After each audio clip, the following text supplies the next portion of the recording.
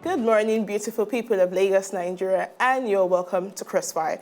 My name is Aga Ineshoma. On Crossfire today, I will be running the program alone with two intelligent guests because Dr. Banjo is unavoidably absent as he has some core matters to attend to.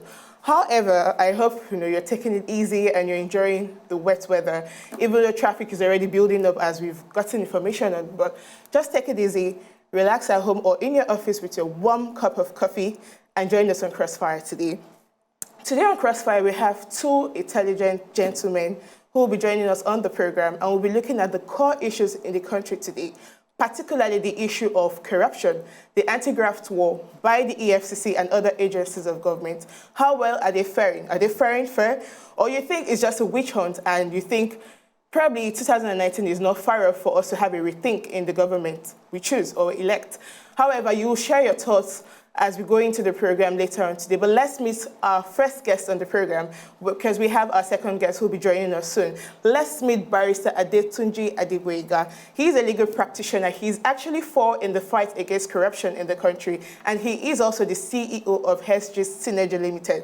Welcome to Crossfire. Good morning. I hope it wasn't difficult getting here. No, not at all. With the traffic, really? Yeah, I left home early because of the rain. I knew what the government was going to be like, so. Thank you so much for joining us. Thank you so much. Okay, before we have our second guest in the studio, let's quickly talk about what seems like an untimely gift by the NNPC and the federal government, talking about the removal of subsidy. Now, before now, we were told that there were so many corrupt tendencies and elements, in the whole subsidy regime as regards PMS. But yesterday, the NNPC gave us quite a shocker on its announcement that the subsidy on premium motor spirit PMS, which is fondly known as petrol, has been removed. And this now would eventually shoot down the price of petroleum products in the market to about 145 naira per litre. If you look also at the economic realities, the harsh economic realities, you wonder how this policy or this position, how will it affect you and I and the other, the average Nigerian? Do you think this is a wise call by the NNPC? Well, bear your mind, yes, completely, honestly, on this matter. Basically, it's something I've been off and on about for, I think, since 2012. Yes. When the former administration actually removed it, we saw all what happened. The only issue I have with it is this.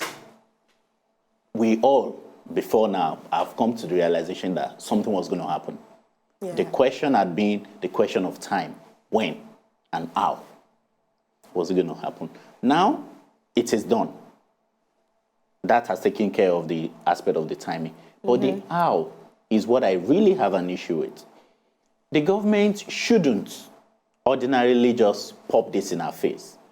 There are ways you should have gone about it to make sure that Nigerians can actually accommodate it. Because believe me, this is going to change the face of everything. Very true. It's going to change everything. What you buy in the market, everything. Goods and services. You understand? Goods and services, everything is going to shoot up.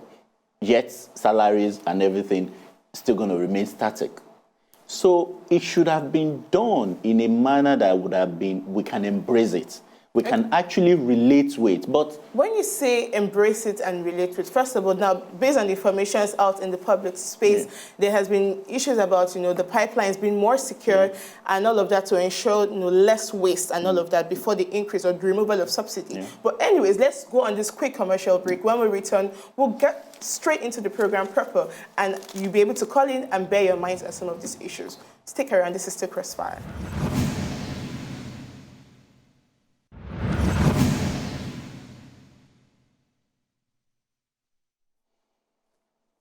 You're welcome back, and this is still Crossfire. This is Ishoma Wildakwa isn't here, but then I also have two interesting guests who will be joining us on the program. We have one, but then the other guest will be joining us shortly. We still have Barrister ADETUNJI in the studio with us. And before we went on that commercial break, we were talking about the gift by the federal government and the NNPC on the removal of subsidy on PMS, which is also known as petrol. And Barrister ADETUNJI, you talked about the timing of subsidy removal being wrong. You obviously have a problem with it. Yeah. Now, do you think there would have been a better time subsidy would have been removed than now? Well, the truth is, something like this, there might not be the best or the right time to do it. I think there is a right time. I disagree with you. Why Right I said there might not be, it's just like giving a bad news. Can there be the right time to give a bad news? Yeah. Yes, That's how you look at it. The news as it is, whether you give it at the right time or the wrong time, is bad news. But, well, you can give it at a time when you can accommodate and relate with it, which was why I said that the manner, which was why I identified the timing and then the manner. The manner is what can take care of the timing and make Nigerians to relate with it. Yeah. The how it is done. And I believe that even though there cannot be the right timing, whether you do it today, whether you do it next month, whether you do it next year, the timing will never be right. But the way you do it can make Nigeria relate with it. For instance, how did we come about the figure 145 naira? If you can actually explain to us. The explanation given by the DG of the NNPC was that, well, the group managing director of the NNPC was that the government will sell to the oil marketers at about 100 naira per litre, and then in turn the marketers will sell, by the time they go distribute to the various pump stations, it will thereby shoot up to 145. But you see, I disagree with you on the issue about timing. The timing, okay. Well, yes, I think the timing is wrong, but then subsidy in itself, the removal of subsidy is not a bad news. In my opinion, it's a fantastic news because in the long run. In the long run, because over time, the country has been sabotaged and milked dry from subsidy. But then, I mean, look at the MOU, which was signed between the government of Nigeria and the government of China. Now, if, as at the time, well, if the government had to see, if the government sat down to calculate its moves strategically, they would have probably waited for some of these infrastructures to have been put up before they came out to say, okay, well, let's remove subsidy. Because when you look at the agricultural sector, for example, the bulk of what we eat comes from the north. The tomatoes, the onions, the potatoes, the yams, they come from the middle belt and the northern part of the country. During the previous fuel crisis we had, a basket of tomato was shot up from about 7,000 naira to 26,000 naira in some parts of Lagos. How can the average Nigerian cope with this? So while subsidy in itself is a good thing, the removal of subsidy itself is a fantastic thing, but the timing was wrong. And now Labour, they're threatening to go on strike. Imagine how much this would impact on the economy. We still have a lot of issues to deal with. Yeah, and also the question we also need to ask ourselves is this. The savings that's going to come from the removal of the subsidy, what is the government going to do with it? How would that impact foreign reserves? How would that push back and impact back on the economy? We need to understand those things. If you make us understand those things, that okay, this is the reason why we have to do this at this time, we all know that we can't sustain it. It's understandable. You understand? But let us understand, for instance, how you come about the figure 145. The Minister also for Petroleum was saying this morning that some NNPC station will sell at about 135 to 145, but you can't shoot beyond 145. So if you let us understand how you come about that figure. This is a very big problem, because yesterday I also got information that the DPR gave their word that they will monitor to make sure that people do not sell above 145. But then I'm asking myself, really, do you expect us to believe that? Because even when petrol was supposed to have been sold for 86 naira, come on, people were buying it for 100 naira and even more than that. Stations. So how much more now that it's 145? And that 145, that figure may differ because in places like the Far East and fortunately or unfortunately, the northern part of the country and the southern part of the country, we've never had a unified figure. Exactly. And that's what I'm actually now thinking. There's some places in Nigeria that you go officially, they sell, that's before, for 150, officially from the filling station. Now I'm thinking, how much would these stations be selling now? 300 or what? These are some of the issues we hope the government can address. But then let's go into the topic proper for today. Anti-corruption, the anti-corruption law. And thank God we have Barrister ADETUNJI here because he has been at the fore in the fight against corruption. Nigeria was referred to by the Prime Minister of the United Kingdom, David Cameron, as a fantastically corrupt country in the presence of the first monarch of the world, Queen Elizabeth. What's your thoughts? Well, the first thing I'll say there is this. I always believe this. Whatever you do, do it well. Well, at least he referred to us as a fantastically corrupt nation. At least we did it fantastically. Or Why is he? That's on the lighter mood anyway. I have series of issues with that statement Yes. because now he has a dual, but the United Kingdom has a dual world power status with America. And we've heard statements from President Obama applauding Nigeria, well, the government of Nigeria in their fight against corruption, which the Prime Minister of the United Kingdom has also endorsed. But now he was having a chit-chat with the Queen of England, and then he was still referring to Nigeria as a fantastically corrupt country. Does that mean all that TV paparazzi, if I can put it that way, about, oh, Nigeria, the fight against corruption in Nigeria is genuine, does that mean all of that was more like to sell the media, or I don't know? I'll take it on two levels. Okay. First and foremost, if you can recall, our own president, and he was still in this same United Kingdom, I think it was in London, where he was having a session, and he referred to all Nigerians as criminals. That was some time ago. He did that. Now, if you could do that to your people, why will you tell us that somebody else will not say we're fantastically corrupt? That's number one. Number two is this. I always believe in addressing the substance, and not the periphery. Whether fantastically corrupt, whether mildly corrupt, whether on any level, the most important thing for us is this, is to address the issue of corruption and leave the show and leave the chat with the Queen and leave it. Well, the Prime Minister himself has apologized, and I actually like the way the President handled that. I'm not interested in your apology. And we've actually had a couple of eminent personalities who came out to defend of Mr. President and Nigeria. Exactly. So for me, I actually see it as a non-issue. Let's address the issue of corruption so now, in addressing the issue of corruption, do you think the government is doing enough? So far, a lot of gates has been opened. The Dasuki gate has been opened. The NNPC gate has been opened. The pension gate has been opened. God knows what gate is yet to be opened. But yet, this administration will be 1 year come May 29th. That is almost 1 year of the fight against corruption. But yet we have not had one conviction. Well, that's for me. What do you make of that? For me, it's way too early to judge and come to a conclusion. This is what had been the trend for how many years in Nigeria? And then you want to come and or unseat it. It's not a day job. It's not something. It's not a day's job. But then we're talking about the fight itself. We're talking about criminal prosecution here. The legal, peripheral, the legal issues and innuendos to combat with. Yes. Now, does that mean that we have a big problem with our judicial system itself? Because we've seen issues where, well, if I can refer to them as an accused person has been taken to court, and then we have the EFCC trying to amend charges while that individual is still facing trial in court. This on its own doesn't speak well of the fight itself against corruption. So these are some of the problems now. And Nigerians, of course, seem to be impatient now because you can see the plethora of problems bedeviling the country at this time. A lot of people are beginning to see this fight as a witch hunt rather than a fight to salvage the future of generations to come. You see, there's no problem with our judiciary. That's my take. Because the average Nigerian needs to understand how the judicial system works. A judge cannot do something outside of his own purview, outside of what he can do. You understand? Now, you don't expect to conclude a criminal trial of the sort we're talking about within a year.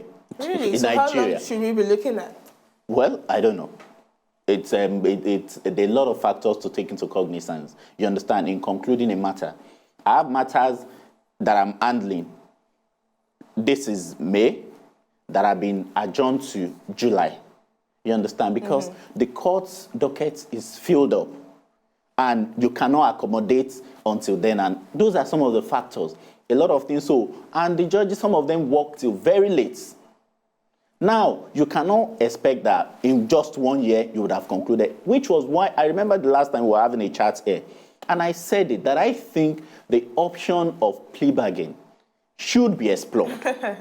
And I remember I was against that. Yeah, should be explored because criminal trial is way expensive, it is long, it is tiring for everybody on all fronts. But if you can give that opportunity of plea bargain, and then people can accommodate it. Unfortunately, in the administration of criminal justice, there's a provision for it. If you can give that leeway to people, and then you still achieve the same purpose you want to achieve, with that. So for me, I don't think it's a problem with the judiciary. It's too early to actually rate the government on the corruption, but I believe most importantly, we need to have a roadmap. If Nigeria can see the roadmap that this is where we're going, this is what we're doing, not just having a perception that everybody that is being arrested or tried is from a particular party or it's a witch hunt. We don't need to have that perception. Okay. That's why Nigeria needs to be continually orientated about what is going on. It's on important. The issue of orientation. It's important. We have a call. Let's take this call and then we'll proceed on. Hello, good morning. Hello, Demola. Hello. Hello. Hi, good morning. Can you please... Wazobia. Yes, you are. Can you please turn down the volume of your TV set so you can hear us properly? I've turned it down. Okay, then go ahead. Actually, I want to contribute pertaining to the issue of the Kwara State teachers and the issue of immunity. Oh, okay. Well, so the issue of the Kwara State owning teachers' salary, I think kind of in areas like that, I think it's very, very bad. When you consider what the teachers are impacting on the students. When a teacher is hungry, how do we expect him to impact a good knowledge on the student? So I think government have to orientate themselves. They need to sit down and realize that teachers are the pillars of the nation. Once the education, there is deficiency in education, you don't expect the upright of a child to be okay. Okay, Demola. That is one.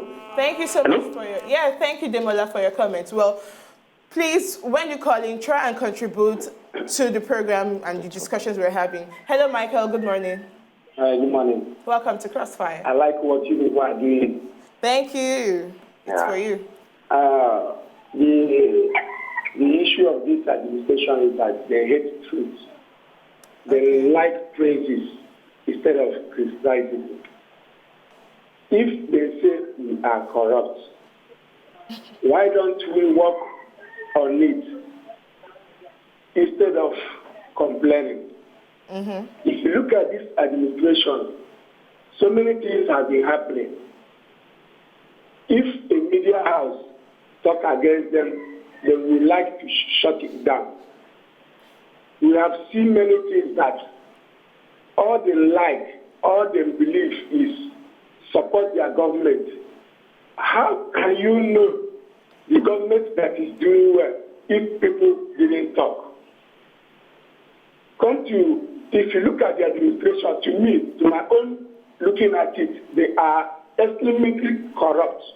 Because from the beginning, this government has been telling us lies. And that is they will tell us another thing, and they will come out and do another, and they will come out and tell us what they tell us before is not what they mean. That alone is corrupt. Then let me leave that first. Let me come to the issue of petroleum. Okay. It is this subsidy that former administration removed that caused strike that people were protesting in Ojota or what for so many days. People go hungry. It is also this administration was in opposition then. They criticized last administration. I'm not a politician. I'm not citing anybody. They criticized last administration for removing the first subsidy. Wrap up, please. Wrap up your comments. Okay. Now, we have been facing, since this administration coming, we have been facing so much suffering from the first day they get into office. Now, they are now, all of a sudden, they are removing first subsidy to increase the suffering. It is this administration that come out from nowhere and increase NEPA tariff without even making NEPA steady in this country. Okay, Michael. What are they doing? What type of administration is this? Okay, Michael. If you look at it, you know that they are corrupt. Okay, Michael, thank you for your comment. Okay, now, ADETUNJI, now we've been talking about the legal aspect about, the fight against corruption now, but there's another issue which is pertinent in my heart, and that is the issue still on the fight against corruption. Now, we've seen these issues as regards the elites, but how about the everyday Nigerian, you and I? Now, even with this unfortunate issue about the fuel increment, a lot of people are going to take advantage of it. A lot of people are going to incur more hardship on other innocent Nigerians. Let me if I can put it that way. But now, we're yet to see the fight against corruption taken to the markets, taken to the streets. And for me, that's the only way you can build a successful government, a successful country, when you have majority of the population less inclined to corrupt tendencies. But we're not having that. So how can the judiciary, or do you think the judiciary, rather, it's wide enough to be able to accommodate a bigger fight? You said, like you said, when you started, is we should take this away from just the simplistic legal perspective, which involves the judiciary, the crime fighting and all that, and take it to the level of orientation and sensitization. Corruption. Mr. President is there to name the Director General of the National Orientation Agency. Yes, and that's very vital. That's a shortfall also to his administration now. Yes. Now, you see, corruption is an innate thing. We have actually imbibed it. We've entrenched it in our system. So you find out that it's not just the big people in quotes over there.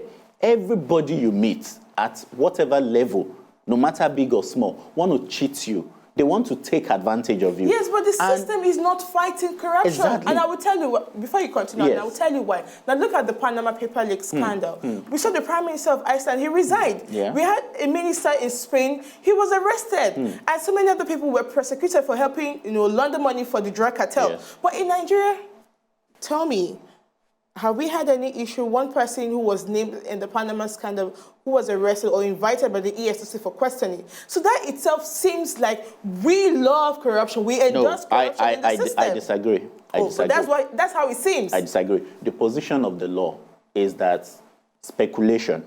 He who alleges must prove. Speculation. But then we have the papers all day. No matter how strong, cannot replace evidence. Have there been evidence apart from somebody just posting names in a Panama paper that okay, this person names? We've had issue of confessional statements. As regarding the Panama This individual papers came out and to say, Nigeria. "Oh no, well, it wasn't my property; it was my wife's property." That in itself is an admission, and which requires proper follow-up and investigation to be able to tie that individual, the ownership from that individual to his wife. Yeah. But now it seems like nothing is being done. And these are some of the issues that are affecting our foreign image. No, you can't conclude. I'm sure it's investigation. What I'm trying to say is that you must investigate. Yeah, that's a source of information. It's intelligence. To say, okay, A, B, C, D has this. Now it's for the law enforcement agencies to take it up. And then start working on it, but they won't advertise to you. They seem overwhelmed with some of these issues. Well, if they seem overwhelmed with it, as you're saying, and you are agreeing, then let's tackle the substance and leave the what do I call it, the gossips as it is. We might come to it if and when there is substance to believe that, oh, so is involved in this, so is involved in this. But as of now, I believe that that's the least of our issue. We should face the substance and work towards fighting corruption as we are doing, not tackling things based on essay and rumor. That's my opinion. Face the substance, tackle corruption. Yeah. All right, then. Well, our numbers are still scrolling on your screen. Feel free to call us and contribute, make our contributions on some of the issues we'll be discussing. We'll go on a short commercial break, and when we return, we'll move into other further stories and issues we have trending. Stick around, it's Superstar.